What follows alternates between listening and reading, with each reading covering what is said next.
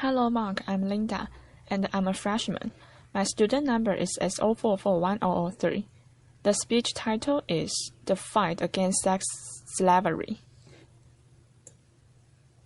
I'm talking to you about the worst form of human rights violation, the third largest organized crime, a $10 billion industry. I'm talking to you about modern-day slavery. I'd like to tell you the story of these three children, Pranitha, Shaheen, and Anjali. Pranitha's mother was a woman in prostitution, a prostitute person. She got infected with HIV and toward the end of her life. When she was in the final stages of AIDS, she could not prostitute. So she sold 4-year-old Pranitha to a broker. By the time we got information, we reached there. Pranitha was already raped by 3 men. Shaheen's background I don't even know. We found her in a railway track, raped by many men. I don't know many. But the indication of that on her body was that her intestine was outside her body. And when we took her to the hospital, she needed 32 stitches to put back in her intestine into her body. We still don't know who her parents are, who she is. All that we know that hundreds of men had used her brutally. Anjali's father, a drunkard, sold his child for pornography. You are seeing here images of 3 years, 4-year-old, and 5-year-old children who have been trafficked by commercial sexual exploitation. In this country and across the globe, hundreds and thousands of children as young as 3, as young as 4, are sold into sexual slavery. But that's not the only purpose that human beings are sold for. They are sold in the name of adoption. They are sold in the name of organ trade. They are sold in the name of forced labor, camel jockeying, anything, everything. I work on the issue of commercial sexual exploitation, and I tell you stories from there. My own journey to work with these children started as a teenager. I was 15 when I was gang raped by 8 men.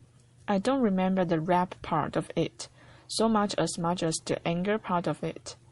Yes, there were 8 men who defiled me, raped me, but that didn't go into my consciousness. I never felt like a victim, then or now.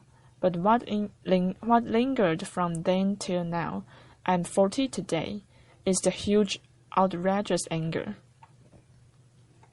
2 years, I was ostracized, I was stigmatized, I was isolated because I was a victim. And that's what we do to all traffic survivors.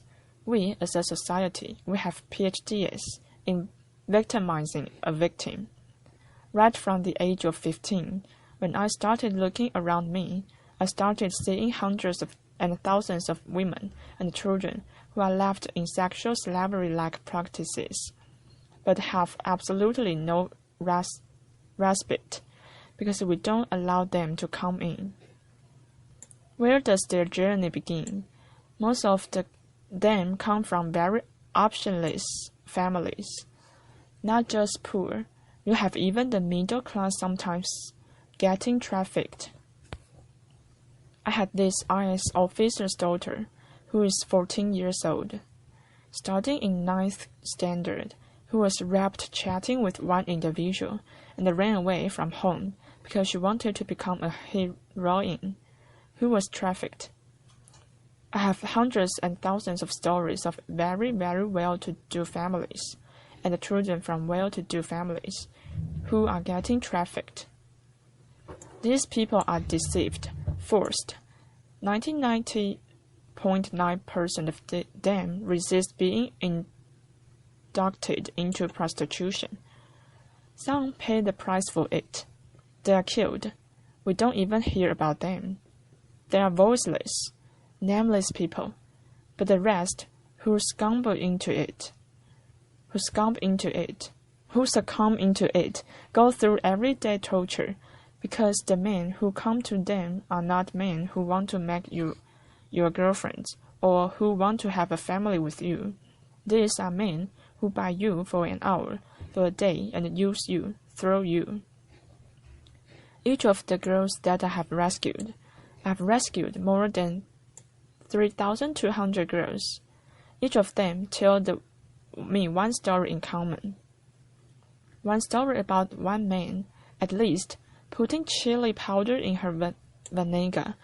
One man taking a cigarette and burning her. One man whipping her. We are living among those men. They are our brothers, fathers, uncles, cousins, all around us, and we are silent about them. We think it's easy money. We think it's shortcut. We think the person likes to do what she's doing.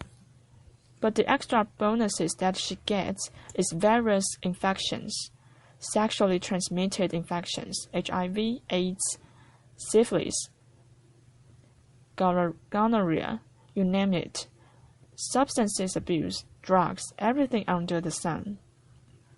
And one day she gives up on you and me, because we have no options for her.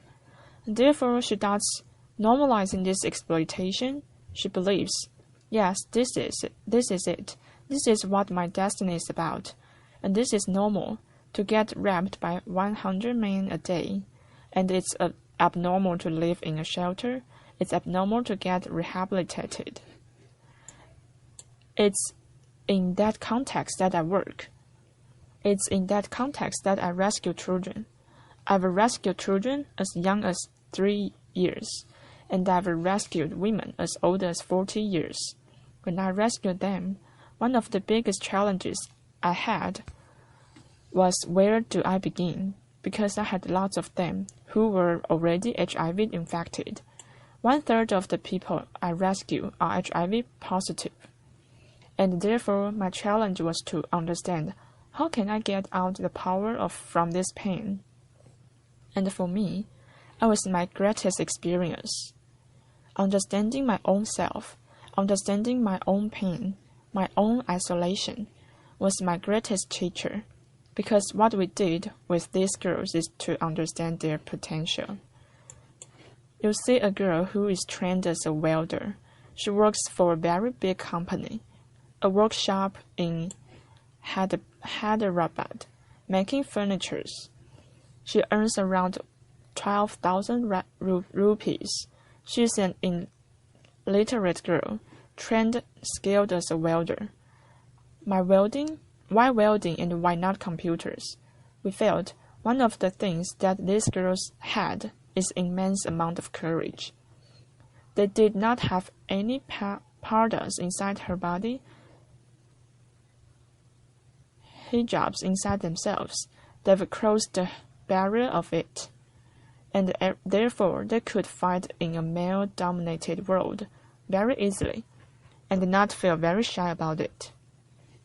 We have trained girls as carpenters, as masons, as security guards, as cab drivers, and each one of them are excelling in their chosen field, gaining confidence, restoring dignity, and building hopes in their own lives. Those girls are also working in big construction companies like Ramkey Construction, as masons, full-time masons.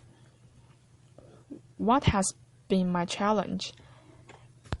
My challenge has not been the traffickers who beat me up.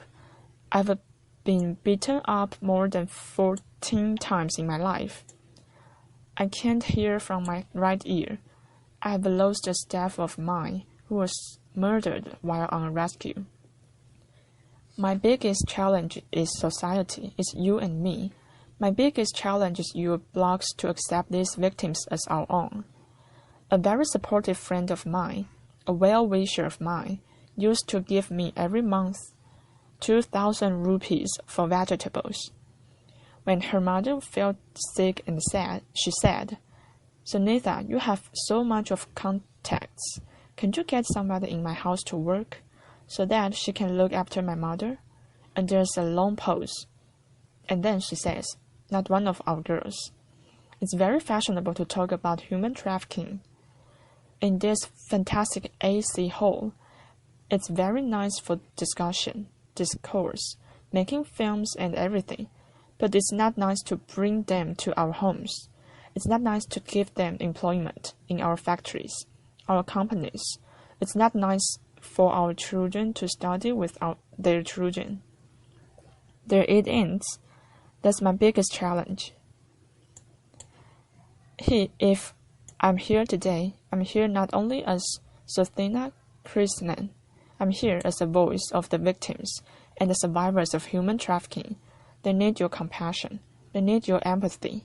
They need, much more than anything else, your acceptance. Many times when I talk to people, I kept telling them one thing. Don't tell me 100 ways how you cannot respond to this problem. Can you apply your mind for that one way that you can respond to the problem?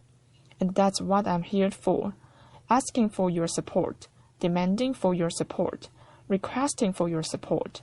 Can you break your culture of silence? Can you speak to at least 2 persons about this story? Tell them this story. Convince them to tell the story to another 2 persons. I'm not asking you to become Mahatma Gandhis or Martin Luther Kings or Meta Parkers or something like that. I'm asking you, in your limited world, can you open your minds? Can you open your hearts? Can you just encompass these people too? Because they are also a part of us. They are also part of this world. I'm asking you, for these children, whose faces you see, they are no more. They died of AIDS last year. I'm asking you to help them, accept us human beings, not as philanthropy, not as charity, but as human beings who deserves all our support. I'm asking you this because no child, no human being deserves what these children have gone through. Thank you.